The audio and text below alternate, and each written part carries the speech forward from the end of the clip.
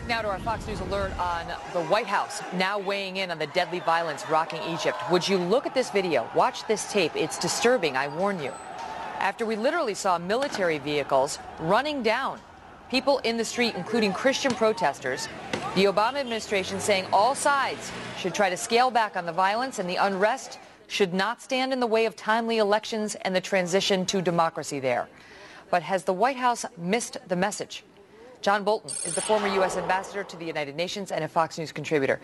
So the White House has come out and said that that now is a time for restraint on all sides so the Egyptians can move forward, and saying the president's deeply concerned about this violence, but saying these events should not stand in the way of timely elections there.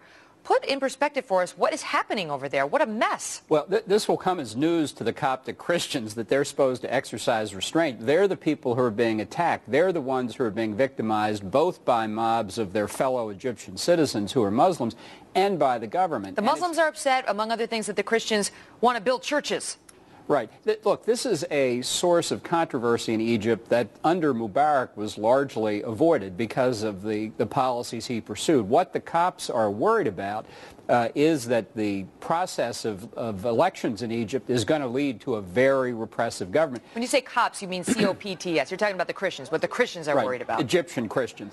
And that's why nearly 100,000 Coptic Christians just in the past few months have left Egypt, because they are worried about what the elections may bring. So they go out and they start protesting because there had been some violence, and they protested that, and they've been, the other folks have been trying to tamp down their efforts, and violence breaks out in the street.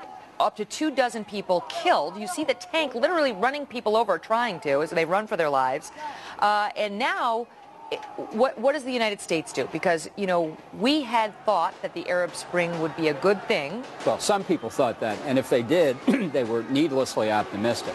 I think what the administration's mistake here is that they don't understand or not acknowledging that a democratic process can lead to an illiberal result. That is to say, you could imagine fully free and fair elections in Egypt that lead to the Coptic Christians becoming second-class citizens. And that's what the Coptic Christians are worried about. What should we do? Should our Secretary of State, Hillary Clinton, be speaking out specifically about this? We have a White House paper statement, but what more should or could we do?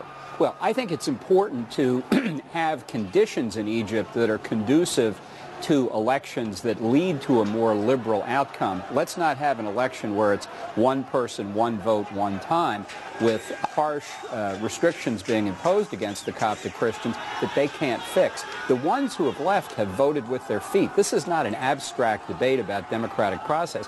They don't want to be in an Egypt that's dominated by Sharia law. They see that coming down their way, and they're hightailing it out of there. So what are you calling for, something less democratic when it comes to the elections? No, I don't. I think the situation we're in now is largely beyond American influence. But I think what we can be saying, to be clear to everybody, is that holding an election and counting votes doesn't equal democracy. Democracy is a culture, it's a way of life, and it implies, in the broader sense, the kind of tolerance the president spoke of. I would have had that sentence first, not calling on the Christians to exercise restraint as they're being killed. I thought that, we were told that this was going to be a good thing, that the Arab Spring was ultimately going to be a good thing, that the people were being liberated.